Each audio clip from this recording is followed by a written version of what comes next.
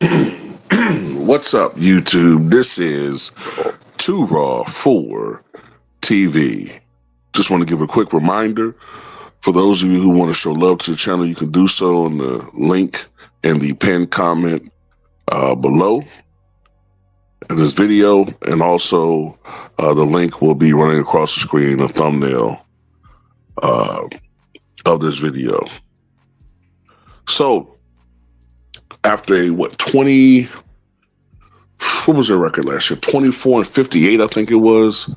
After a 24-58 regular season disaster last year, after the acquisition of Paul George from the Clippers, this year has so far been promising. The Philadelphia 76ers, I believe, are 4-0 on the year, but their success has not come from their all-star big man, Joel Embiid. Matter of fact, Joel Embiid only had 4 points in the season opener game, and so far he's already missed 2 games of 4, and he's only averaging about 12 points and 4 rebounds a night. So Joel Embiid so far is in a minutes restriction, and there are some who believe that his all-star and all NBA days may be behind him. At one point in time, of course, Joel Embiid was perhaps the best big man in the game. Definitely at one point in time, the best offensive big man in the game. And the only rival that he had was Nikola Jokic, who many of us feel has now obviously surpassed him. Markieff Morris was a brief teammate of Joel Embiid in Philadelphia, and he said that from what he saw, Joel Embiid did not work as hard at his craft, did not work as hard and have the same work habits, as other established stars in the NBA. You know, he's been on a couple of teams over the years, and he said that from what he's seen, Joel Embiid just seems to be a natural talent who can go out there and perform at a high level, but not put in the work. And I think, like many of other people, that ultimately has led to Joel Embiid's downfall. And we ain't going to go too far. They talked about Embiid. What you want to say about Embiid? Embiid is a good player, great player. I just think, over time, me personally, like only being there for a half a year, just seeing some of the things I've seen, and that's no knock to him, but just coming from different teams and seeing people at that level work as hard as they did, but not really seeing Embiid do the same, like kind of threw me off because his production still matched. Right. You know what I'm saying? I think that was the first time when I actually seen that shit, like the production Match the work ethic. overmatched the work ethic. Like nigga was like, I swear, bro, he had 71 game. I swear, y'all can go look it up. He had 70 last year, bro. He did not fucking warm up. Like literally, he did not warm up. He might have came in 22 minutes before the game started, 23 minutes before the game started, bro, and went for 70. So in his mind, I think like he probably like, man, I'm better than niggas without even having to do that. But just imagine if he worked like if I think that 70-point game was actually a year before that when he won the MVP. I think it was the 2023-24 season, I think it was. I think that's the year that he won MVP, Joel Embiid. I think it was that year. But anyway, look. No. I take that back. It was the 2022-23 season when he won MVP, because 2023-24, Joker won it. And last year, of course, SGA won it. So the 70-point game may have been either 2022-23 or 2023-24. I can't remember. But anyway, I know what he's talking about. There are some people who just seem to be natural athletes, right? Like they don't have to put in the work and the training at the same level as other people, right? They're just so naturally gifted. I remember hearing about uh, a wrestler, Tony Atlas. Tony Atlas, they said, man, could just go into a gym. Like he didn't have to work out for weeks or a couple of months. And Tony Atlas could just go into a gym and bench press 500 pounds or do 25 reps of 220 and just keep it moving. Like he didn't have to consistently put in the work that everybody else has to do to be able to maintain the strength or the physicality to be able to do those types of things. Um, Joel Embiid is a naturally gifted basketball player. So from his perspective, I don't have to work as hard as everybody else because I'm naturally gifted. But see, that's what separates a Michael Jordan from other people, from everybody else, because Michael Jordan was naturally gifted in many ways, right? Although he did improve his game through hard work and prep. But Michael Jordan, on top of being naturally gifted, had that insane work ethic, and that's what put him on another stratosphere. So if Joel Embiid had that work ethic that, say, a Victor Wembanyama has, could you imagine how good Joel Embiid would be? Then we would be making some,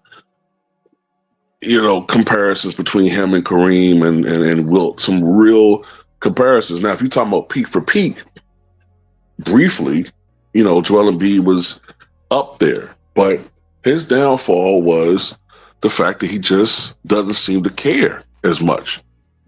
He doesn't seem to care. Like,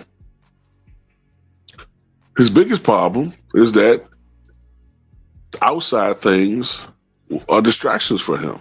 We've heard all the reports about how, he's always late for team meetings, and he'll sometimes even be late to the bus, or even coming in just briefly minutes before the game starts,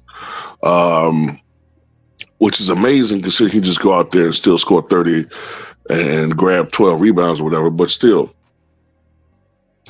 we've heard all these reports. We heard these reports of the overeating, and what was it? One time before a game, he had four cheeseburgers and four milkshakes, to the amazement of his teammates and the crew on an airplane.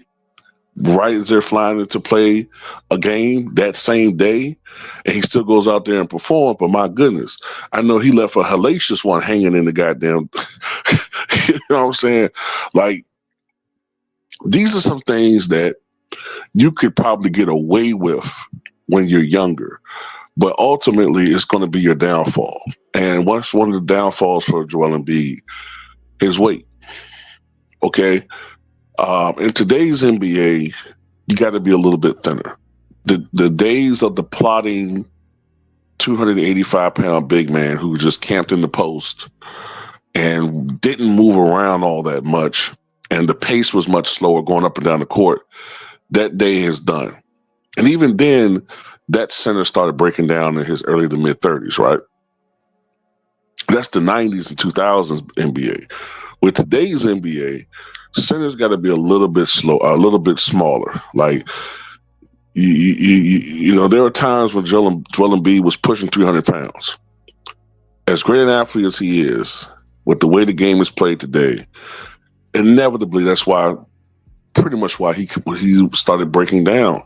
It got to a point where Joel Embiid could be having an all-star year, averaging 27 and 10, or 31 and 11, or 34 and 13, and just putting up historical numbers. And then what happens? Every year, sometime after the all-star break, what happens? He gets hurt. And you could argue it's fluke injuries, but at the end of the day, I think it comes from, just not being physically prepared to play the rigors of an 82-game season.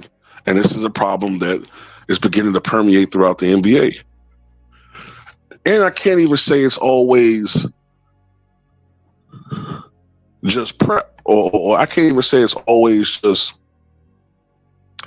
they can't do it, or they're not physically capable of doing it. They just don't want to do it. Because why is it that the players who make less money play more games?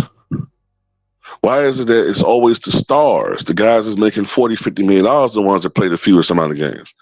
Because they got the leverage to do so, which means they don't give a shit about the fans. Think about it. The role players are the ones who are more inclined now to play 70, 75, close to 80 games. One thing I'll say about Russell Westbrook, he will go out there and play. You may not like the way he plays. You may not like his game, but he will go out there and earn his money and play.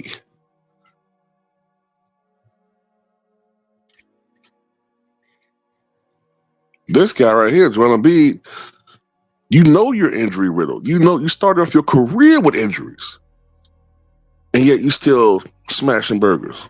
So you self-sabotage yourself. And now he may be in a position where that knee isn't getting much better from what I could tell. And you may be permanently removed from your all-star level passing. I mean, what's next for him? Can you imagine Joel Embiid?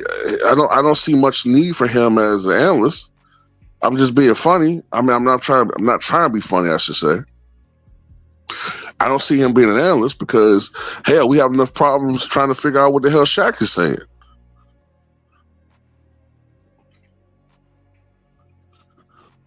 So I hope he's a great businessman because, I'm just saying, man. Joel Embiid should have been a guy with at least a championship or two in his career. He should have been able to play with his skill set at least until his mid-30s. He should be able to retire on his own terms. Instead, it's looking like, it's just not looking good. And the fact the team is winning really without his production per se, doesn't that kind of show if they can keep this up, they don't really even need him anymore? So if they keep this up as far as winning and having a great record with minimum to limited production from him, well, do they really need him anymore? And then he recently said something about, if I knew I wasn't going to be playing much, I could have stayed home with my family. That tells you right there he's all about him. But anyway, that's just how I feel about it, man. Tell me what you guys think.